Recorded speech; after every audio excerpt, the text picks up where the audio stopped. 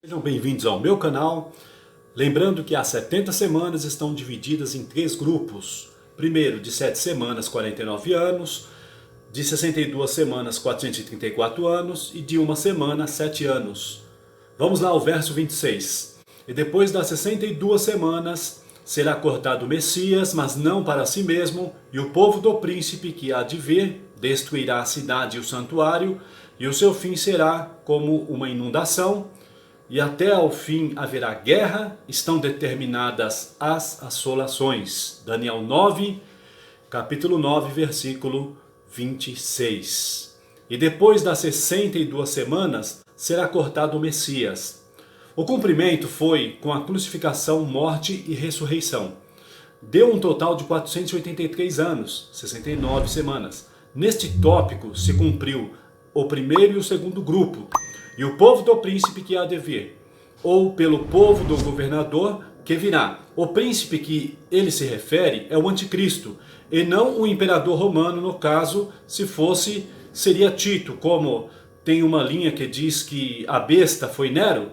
Se você verificar esta passagem, o que aconteceu? Nero suicidou-se em 68 DC. Quem assumiu e coordenou a destruição de Jerusalém em 70 DC foi Tito Flávio Vespasiano, que reinou até 79 DC e assumiu em lugar de Nero. O erro de algumas correntes escatológicas é não pesquisar, anular um fato literal, interpretando como representativo ou simbólico. E também a incredulidade. Aqui no verso 26 é bem destacado: o povo do príncipe ou governante que há de vir destruirá Jerusalém. No caso, os romanos que efetivaram a destruição é este povo. No próximo vídeo esclareceremos melhor, pois estes imperadores tinham preocupação para governar e também os cuidados das ameaças dos bárbaros ao redor e problemas constantes de judeus e cristãos. Por isso, eles estão longe de ser a besta, que terá o domínio por convencimento e não guerra, como persistiu ao longo da história. Na época, o mundo não tinha como controlar a economia, como no caso, o número da besta, que ninguém compra ou vende, se não adotar este número, que será imposto.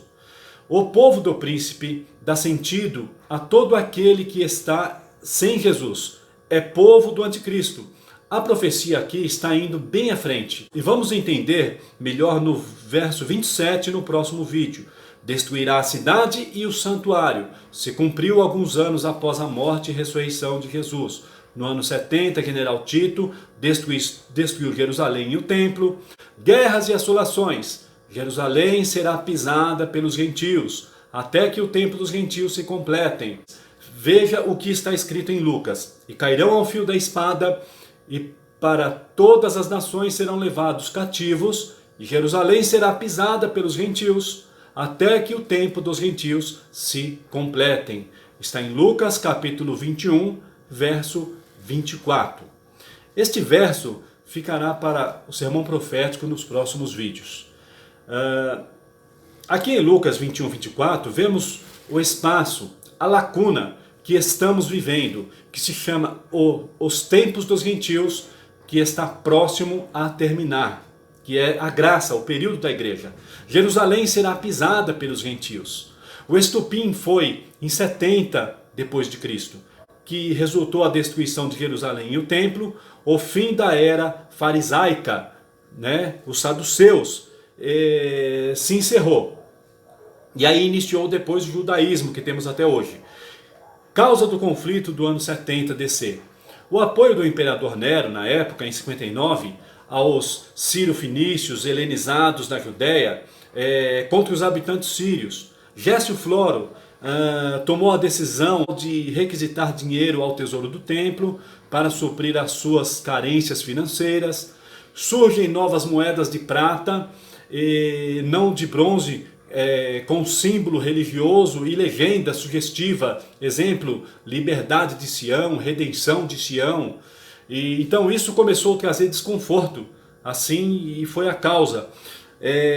Vemos também, depois de 135, Guerra dos Bar-Coquebas. O plano de Roma era reconstruir Jerusalém como uma cidade helenística, Principais escolas eram os estoicismo, epicurismo, ceticismo, cinismo, onde no Monte do Templo seria erguido um santuário dedicado a Júpiter.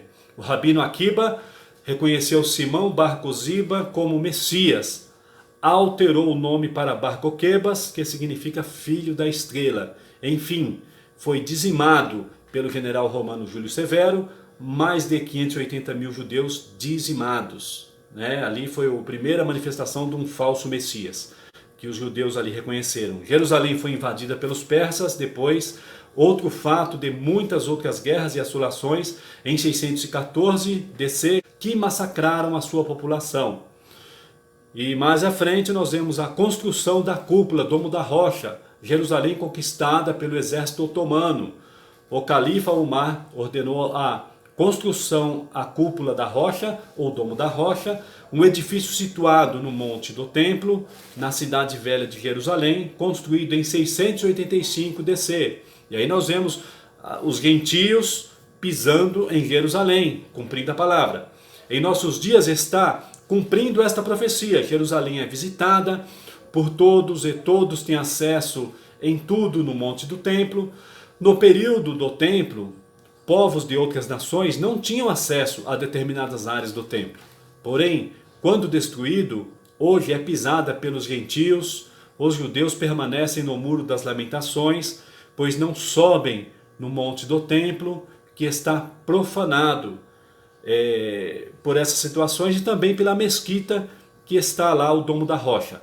Creio que o tempo dos gentios ficará com os dias contados, na construção do terceiro templo, que se cogita entre os judeus em Israel, e é também um sinal bem claro da manifestação do falso Messias, anticristo, a besta, e a aproximação do cumprimento da última semana, 7 anos, tempo dos gentios.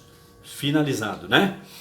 No próximo vídeo, vamos falar quando se iniciará a última semana, os últimos 7 anos, para a volta de Jesus. Amém? Deus abençoe e até o próximo vídeo.